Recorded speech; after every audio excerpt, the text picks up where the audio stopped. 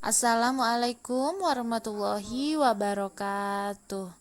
Halo adik-adik, bagaimana semua kabarnya? Ibu harap kabarnya semua baik dan sehat ya. Nah, untuk video kali ini kita akan bahas tentang gerak pada tumbuhan. Jadi adik-adik perhatikan video ini ya.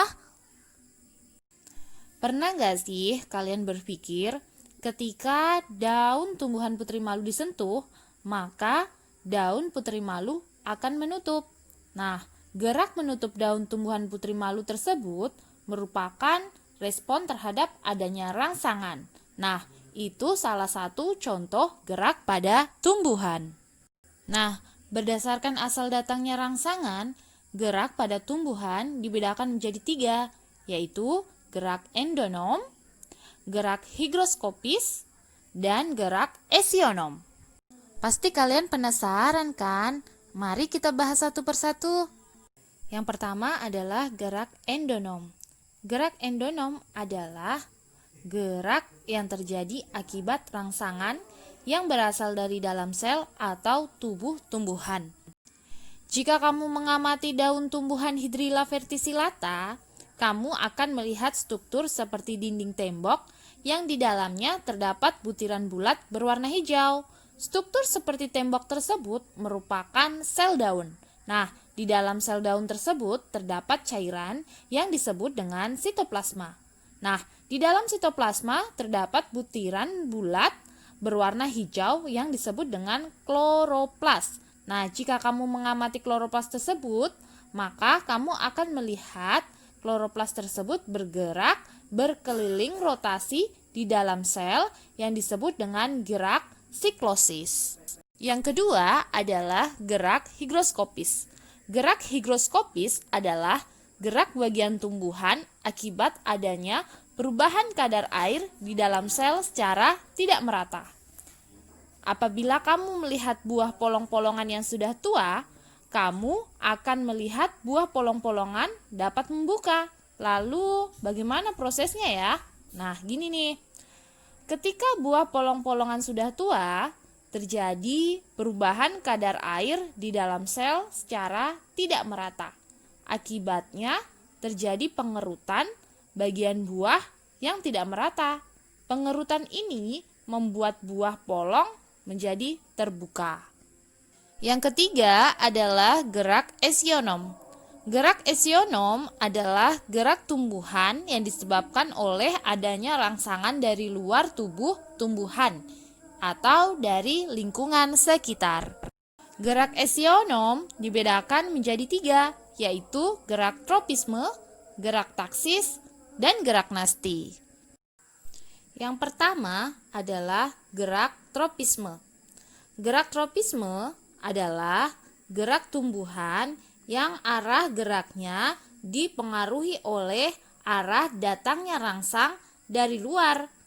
Nah, arah gerak tumbuhan yang mendekati arah datangnya rangsang disebut dengan gerak tropisme positif.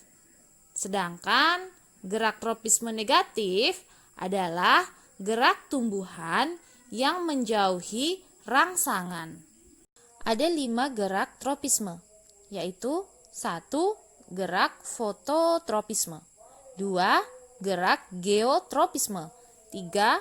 Gerak hidrotropisme, 4. Gerak tigmotropisme, 5. Gerak kemotropisme. Gerak fototropisme adalah gerak yang dipengaruhi oleh rangsangan cahaya. Nah, contohnya gini, misalnya kamu menanam tanaman di pot, kemudian kamu letakkan di jendela. Nah, tanaman tersebut akan tumbuh ke samping mendekati cahaya. Yang kedua adalah gerak geotropisme. Gerak geotropisme adalah gerak tropisme yang dipengaruhi oleh gravitasi bumi. Nah, contohnya gini. Misalnya pada tanaman, kamu melihat akar semakin menuju ke bawah, artinya dia mendekati bumi. Ini disebut dengan geotropisme positif. Nah, kalau batang kan dia menjauhi bumi ke atas. Nah, itu disebut dengan geotropisme negatif. Yang ketiga adalah gerak hidrotropisme. Gerak hidrotropisme merupakan gerak tropisme yang dipengaruhi oleh adanya sumber air. Contohnya ketika pertumbuhan akar menuju ke sumber air. Yang keempat adalah gerak tikmotropisme. Gerak tikmotropisme adalah gerak melilitnya sulur tumbuhan pada tempat rambatannya. Contohnya, misalnya tumbuhan mentimun, sulurnya selalu melekat pada batang yang ditancapkannya. Yang kelima adalah gerak kemotropisme.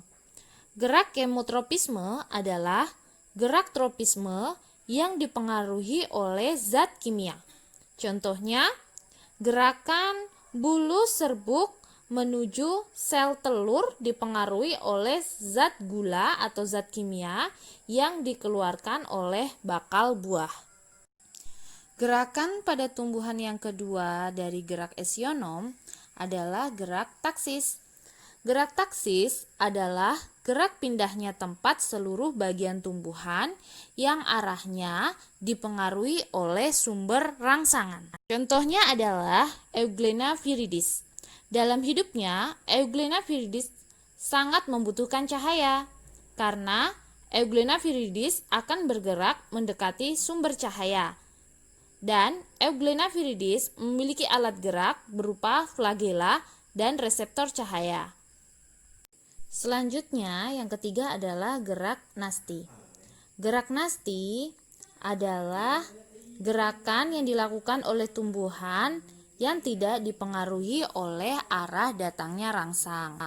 Ada 4 gerak nasti, yaitu gerak seismonasti, gerak niktinasti, gerak fotonasti, dan gerak termonasti.